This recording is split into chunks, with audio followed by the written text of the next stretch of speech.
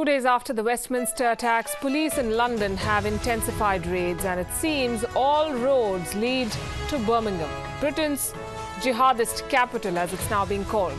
A new study documents radicalization in this area. It says 1 in 10 convicted Islamic terrorists in Britain are linked to Birmingham. Another questions Britain's policy of official multiculturalism. On Gravitas tonight, we examine these issues and their implications for Asians in the UK. I'm Palki Sharma Upadhyay. First up, the headlines.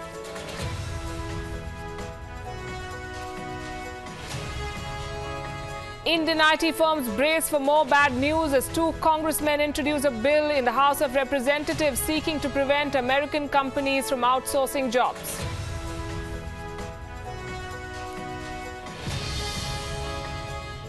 Short on numbers, US President Donald Trump issues an ultimatum to Republicans: pass the healthcare bill or Obamacare stays, insists the House of Representatives vote.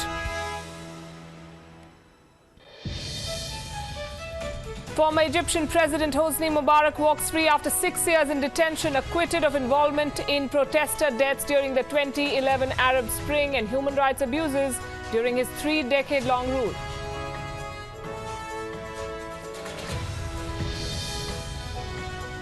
And will you pay to be on Twitter? The social media giant is considering building a premium version with subscription fees aimed at professionals.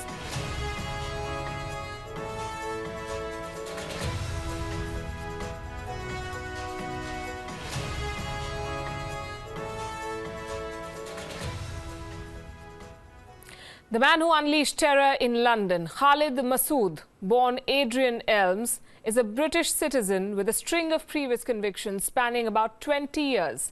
Police raided at least 6 addresses in search of possible accomplices, arresting 3 women and 5 men on suspicion of preparing terrorist attacks.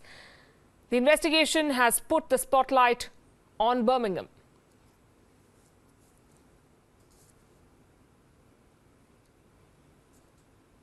Masood, the man who drove a 4x4 vehicle into a busy London crowded street this week, killing many, before running into the UK Houses of Parliament and stabbing to death a police officer, was for many years a resident of Birmingham.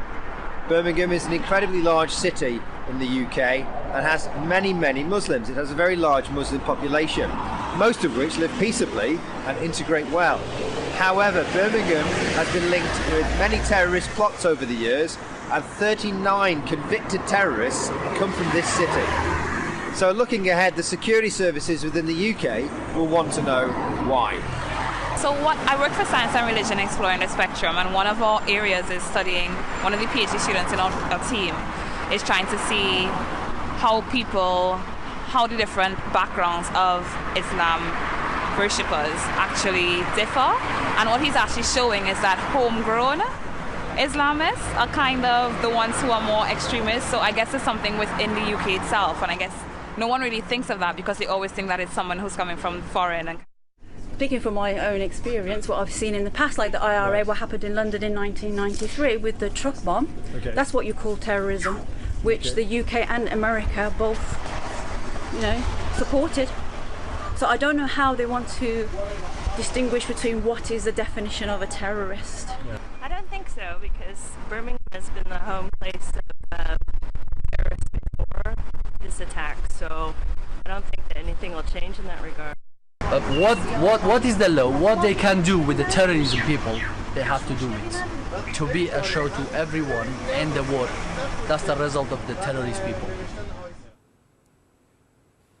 So is Birmingham really Britain's jihadi capital? Various studies have thrown up interesting facts to buttress this claim. It is, we are told, home to 1 in 10 convicted terrorists. 5 Muslim Council wards in this area especially are under the scanner. There are 39 jihadis in Britain who've been arrested with a Birmingham address. SPARKBROOK district is being called the epicenter of these terror activities. There are 22 mosques in SPARKBROOK alone.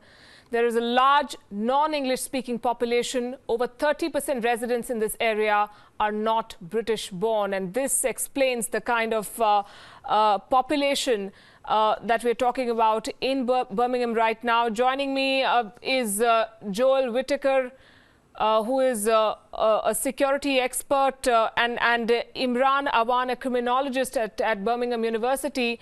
Good evening to both of you. Joel, you are in Birmingham today. You spoke to people. You visited the areas that were raided by the police. What did you find? Yes, I mean, the police have been very busy in Birmingham trying to track down people who may have been associated with Khalid Masood. And so we visited some areas where the police are searching. But generally, the population in these areas are cracking on with life as normal. So we're looking at these reports which call Birmingham the jihadist capital of Britain. Is there enough data to corroborate such claims? I think there has been, obviously, there has been a lot of terrorists and terrorism, and that includes plots as well as individuals that originated from Birmingham. Obviously, there are other areas within the UK, particularly sort of East London, that also have terrorist plots and terrorism that's been used in the UK and exported abroad too.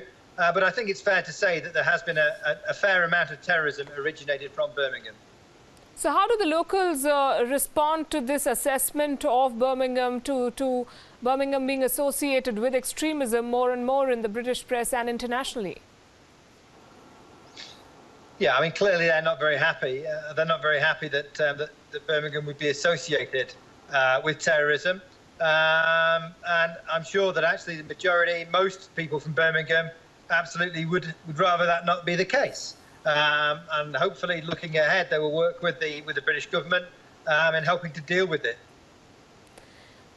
When we look at people who are influenced by terror outfits, who tend to join them, there is a theory that they're on the margins of society and they're the deprived sections, and that is something that forces them, that is something that encourages them, some say, to take these extreme measures. But if you look at the profile of those in Birmingham who've been associated with Al-Qaeda and other outfits, is there a pattern that you find?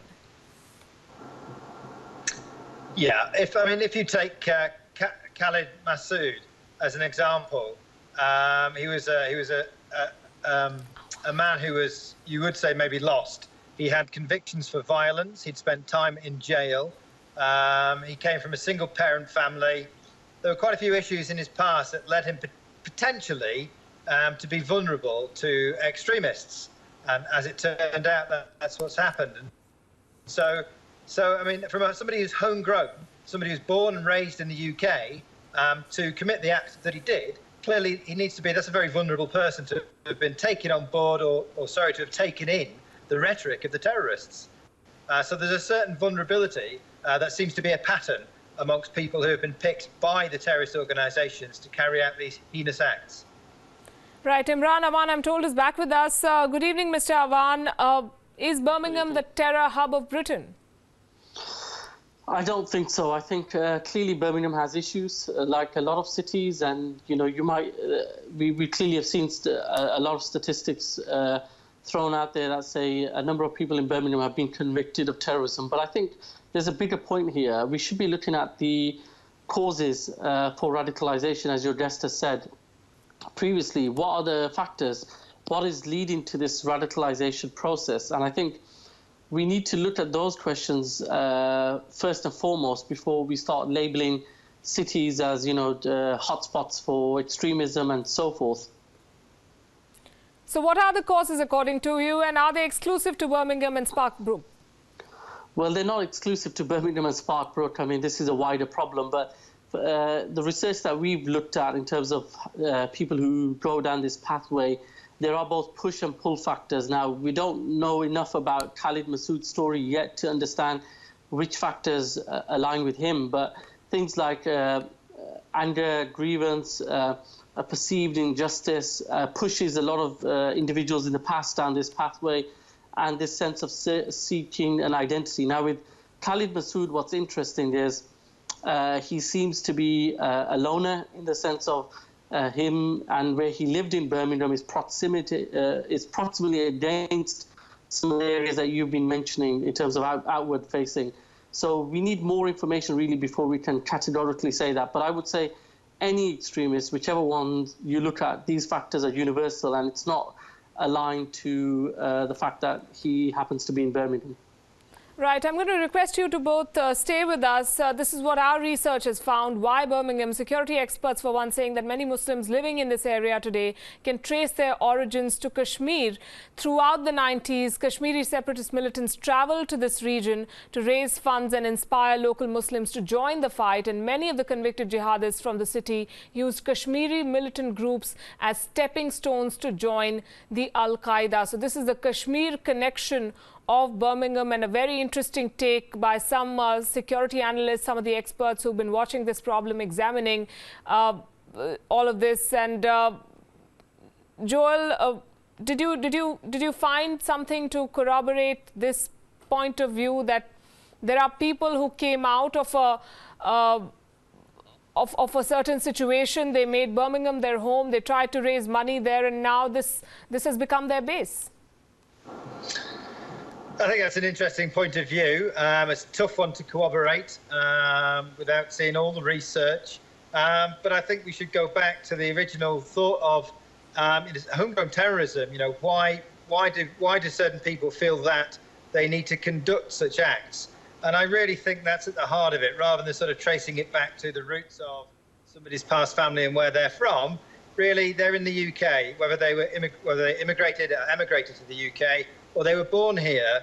I think that we need to go back to the roots of the problem and find out why they're not integrating, if that's what the case is, and make steps to integrate. The UK is a very tolerant society, and so certainly on the face of it, quite a tolerant society, and one that would lead itself to integrate cultures quite well. So I think we need to work harder on integration as a whole across the UK, rather than looking at perhaps where that person came from. Imran Awan, do you want to weigh in on this? Does background and the motivations to move to Birmingham not matter once you are in the UK? I don't think so, because there's a large Muslim population across the UK, whether it's Birmingham, places like London, Bradford, up north.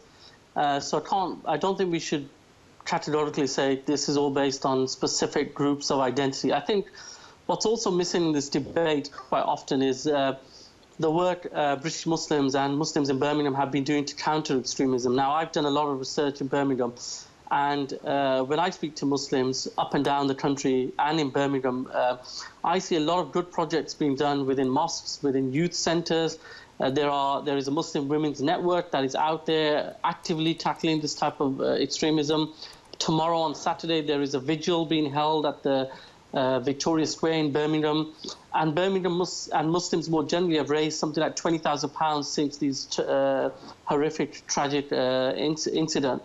So I think there needs to be some sort of balancing in terms of the majority of Muslims and a minority few in this incident have tarnished the vast majority of law-abiding Muslims in Britain. Right, and of course, there is a counter view to that as well. These may not be the only reasons, many have said, for Birmingham becoming synonymous with extremism in Britain.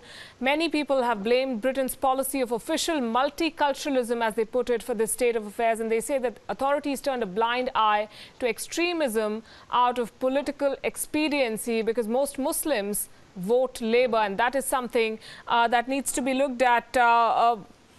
Imran Awan, do you want to weigh in on this as well? Mr. Faraj, for one, saying that multiculturalism and immigration is to blame for what's happening in Britain now. I disagree with that, yeah, strongly. I think multiculturalism is one of our key strengths. Diversity, places like Birmingham, even London, is a core strength. When you look at what happened in that horrific incident, what you've seen is communities come together and not be divided. You've seen Jewish, Muslim, Sikh, Hindu, and non-Muslim, all atheists, people without a religion, all come together and speak the same language, a language of unity, a language of coming together and vision. I think that's at the core of what British Muslims and others stand for. Joel, I'm going to quote from an editorial in the local press in Britain. It says the back-to-back terraces of SPARKBROOK and similar neighbourhoods around the country have often been cited as examples of thriving multiculturalism. In truth, they have become segregated ghettos with high rates of crime and unemployment where few British origin households remain. What is the truth? It lies somewhere in between? Yeah, I think so. I visited the area where Khalid Masood lived for quite a long time, and it was a very multicultural area. Actually, there were typical white middle class British, Asian, Chinese, African. There was quite a cross section, Sikhs as well. There's quite a cross section of cultures there. And so it sort of goes in the face of the ghetto theory. Clearly there are ghettos. There are areas where that are quite insulated, and I certainly think that will be looked at with a microscope now.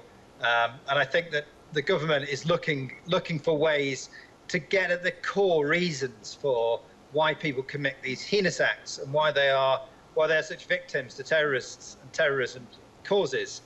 So I'm sure that the government will be looking at the ghettoed areas, but from my experience, yes, that there is ghettos in the UK. There are areas that are quite insular, but not always. There is quite a cross-section of the UK as well who are happy to live amongst different cultures, and that certainly included the area where Khalid lived. Is there a growing support for the point of view that multiculturalism, official multiculturalism, is a failed policy in Britain? I think there's some disillusion, absolutely, and it'll be interesting to see again what the government puts into place looking ahead. But I think on the whole, the government will be looking at that certainly. Imran Awan, as another observer put it, multiculturalism in SPARKBROOK, for instance, means a Muslim from Pakistan living side by side with a Muslim from, say, Bangladesh or Kashmir. Do you agree with this? Is that how SPARKBROOK looks? Well, SPARKBROOK is a diverse community, but Muslims live not just with people from Bangladesh, but from all sorts of communities, whether Muslim or non-Muslim. I think the debate's been is not helpful when we go down the avenue of saying, well, actually, are Muslims or people in these highly populated areas like SPARKBROOK, actually, are they integrated?